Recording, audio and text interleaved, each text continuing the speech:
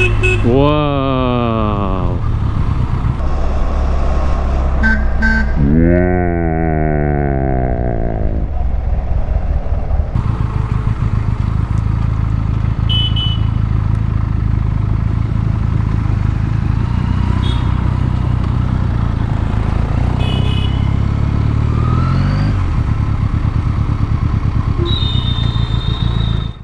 What is up, guys? Good morning, and we are off from the first hotel to the second hotel where we will be staying for the next 2 days.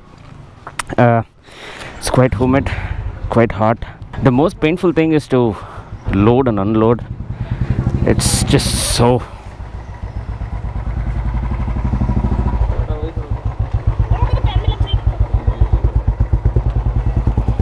Okay. Oh yeah, forgot. Paparazzi Resort.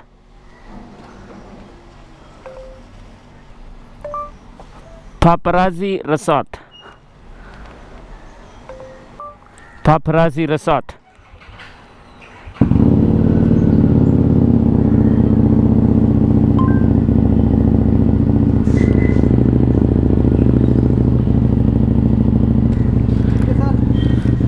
चलो मिलते हैं भाई. Thank you. हाँ हाँ हाँ हाँ. Nice guy. He helped us bring the bags. He helped us mount as well. The mounting and unmounting is a big pain in the ass. Day 2 in Goa. It's already 1 o'clock.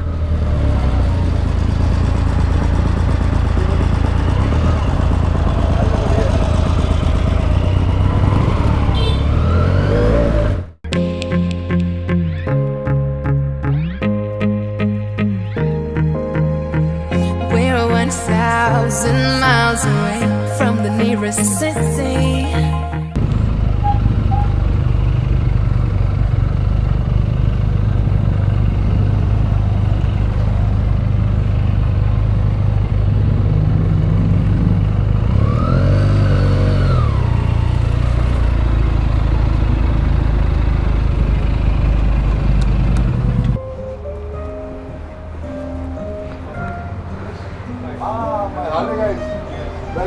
Hi.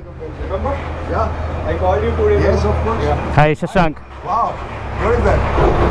It's a camera, yeah. Where are the bikes?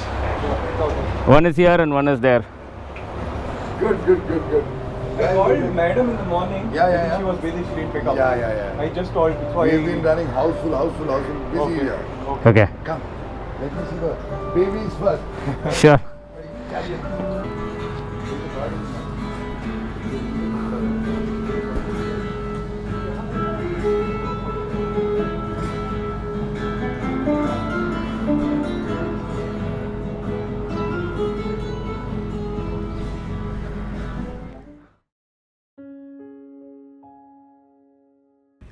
This part of the series is what I call it the voice over. Even though I recorded the audio on my GoPro, I thought this way I would be able to express more on why I always wanted to visit Goa. Goa has always been a very mysterious and inquisitive place to me. During my college days, a couple of my batchmates paid a visit to Goa and they came back with bragging stories about the pub, the nightlife, the beaches, and how non-Indian the entire place felt for them. Years passed by and I did not get a chance to go there. To make things worse, earlier this year when I was in the US, my best friend paid a visit to Goa. That was more than enough to fixate my mind that once I'm back to India, my first long ride is going to be from Chennai to Goa. Once I was back and when Vikas Bhai and I sat for a discussion, Goa was the only place that we had on our mind. But when we were taking a week off, we thought of including other places like Lonavala and Mahabhaleshwar, which were icing on the cake. I'll be releasing those vlogs as well in a few days and I'm sure you guys gonna love it. This part of the series is what I call it, the planning. Day 1 was going to be dedicated on those essential things which are going to help us for the rest of our ride. For example, getting the bikes ready, buying things for friends and family, etc. Day 2, we had a choice to make. We could either go with choice A, which was sightseeing, or choice B, which I will come back to you guys later. We were staying very close to Baga Beach, which is in North Goa. The first place where we wanted to go was Harley Davidson because the Harley Davidson Street 750 had almost reached its service limit. And Harley Davidson is situated in Panjim, which is in South Goa. It was roughly around 22 kilometers from where we stayed. When we entered Goa last night, the first impression wasn't that great. The roads were narrow, bad, and sometimes terrible. But once we started going from North Goa to South Goa, we could find the transition.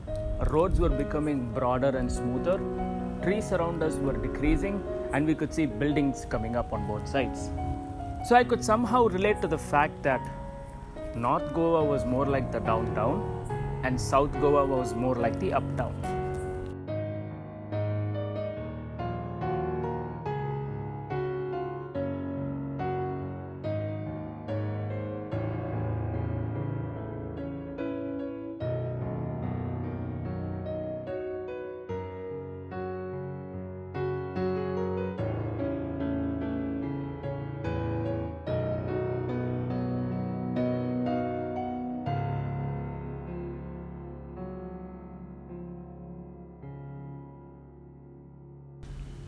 So we reached Harley Davidson by around 2 o'clock in the afternoon. There are 3 reasons why we wanted to service the bike in Goa. Number 1, the baby 750 had almost reached its service limit. Number 2, Chennai does not have a Harley Davidson anymore. And number 3, we still had 5 more solid days of touring left. So we did not want to take any risk. One thing I would like to specifically point out here is that the Harley Davidson staff who attended us were so good, customer-centric, service-oriented, and their hospitality for a second made me feel that I need to go back to Chennai and find myself a Harley Davidson. Now that the baby Street 750 is in the hands of Harley Davidson, it was time for us to go to our next stop, which is DSK Benelli. I've clocked more than 1,000 kilometers on this bike, so now it was time for this chain to be adjusted, cleaned, and then lubed. The DSK Benelli happens to be 14 kilometers from Harley Davidson showroom.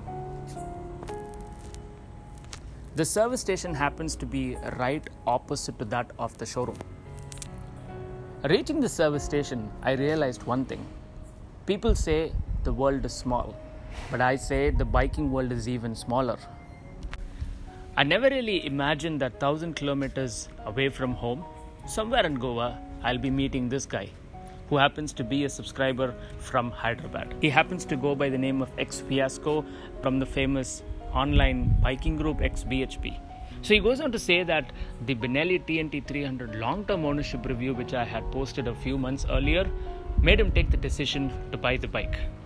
And this part of the series is what I call it, the happiness.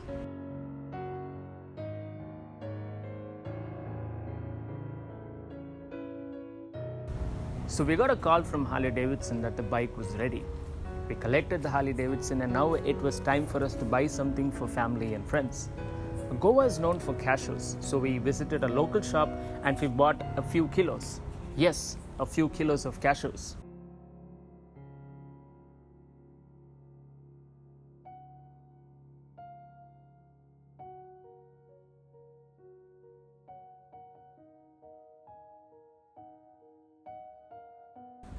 So on our way back to the hotel, we made sure we filled petrol all the way to the brim because in Goa, not just beer is cheap, so is fuel because Goa is a union territory.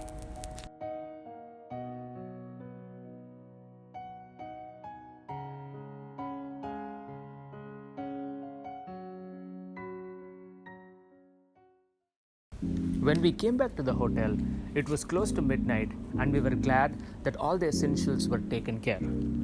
We realized that we were in Goa and the evening had just begun. Even though we were tired, we wanted to go somewhere, and that is when we decided we will go to Tito's Lane, which is the party hub of Goa. And to our surprise, it happened to be just 2 streets away from where we stayed. And no other way to end day 1.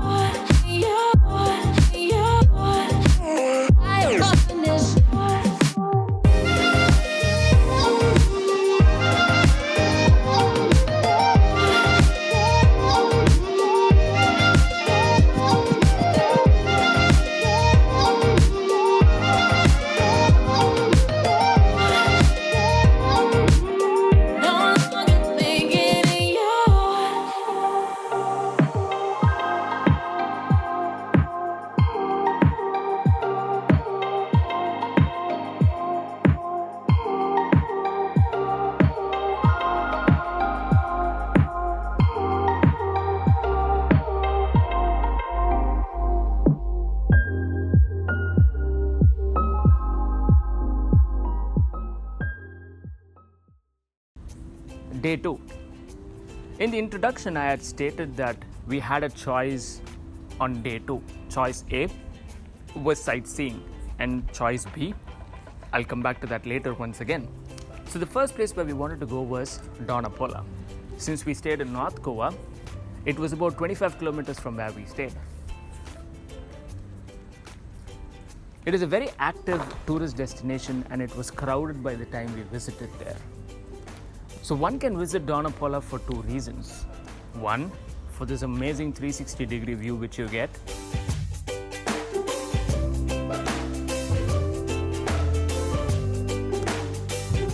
Or number 2, a myth says that on a moonlit day, you will actually find Dona Paula herself swimming in these shores with just a necklace on. The choice is yours.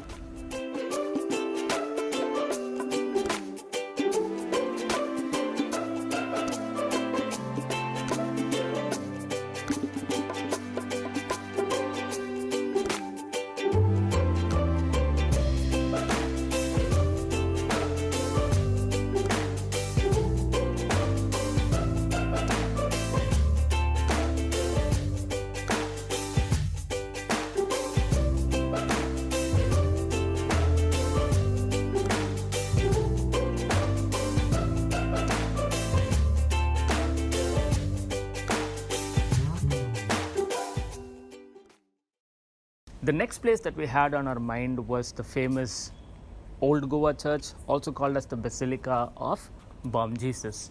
It is situated 18 kilometers from Dona Paula, and we also witnessed a few beautiful stretches of road.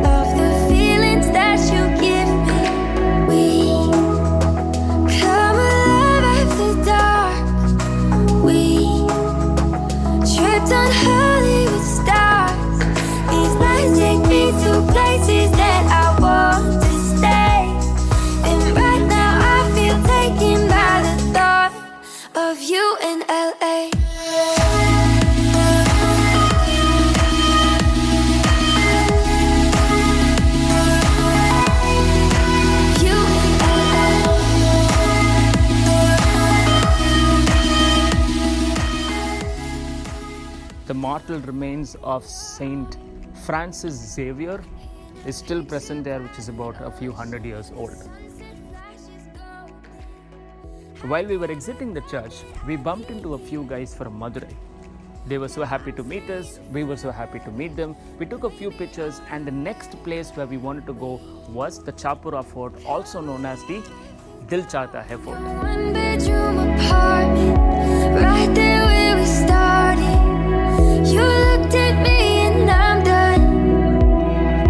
Now we're riding through the city of the feelings that you give me. We come alive after dark. We tripped on Hollywood stars. These nights take me to places that I want to stay.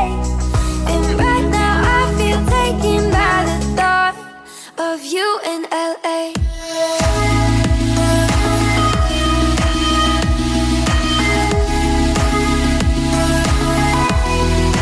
You in LA.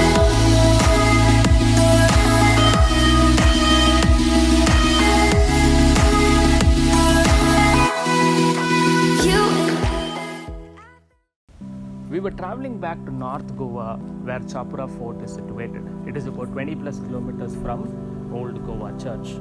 En route to Chapura Fort, we passed through Para village.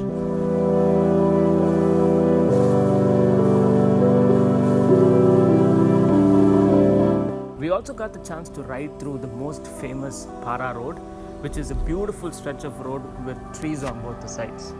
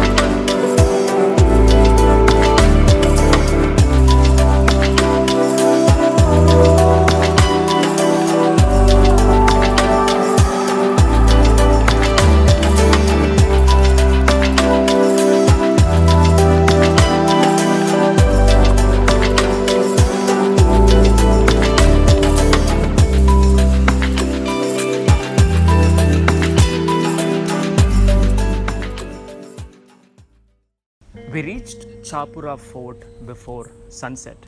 We had to climb to the top to see the beautiful view. The red sands were kind of slippery but manageable. Once we reached the top, the view was just breathtaking. I'll let you guys see it for yourself.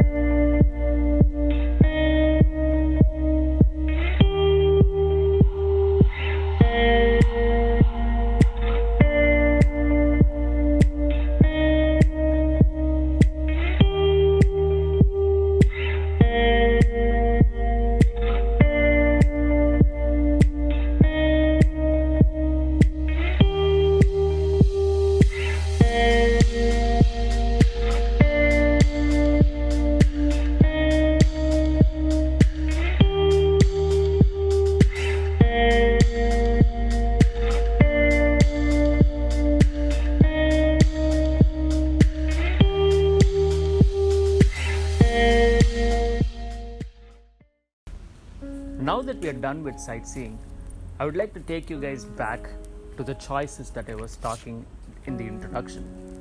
Choice A was running around places inside Goa and visiting different spots. And choice 2 was to find your nearest beach, grab yourself a beer and enjoy the evening. The choice is yours.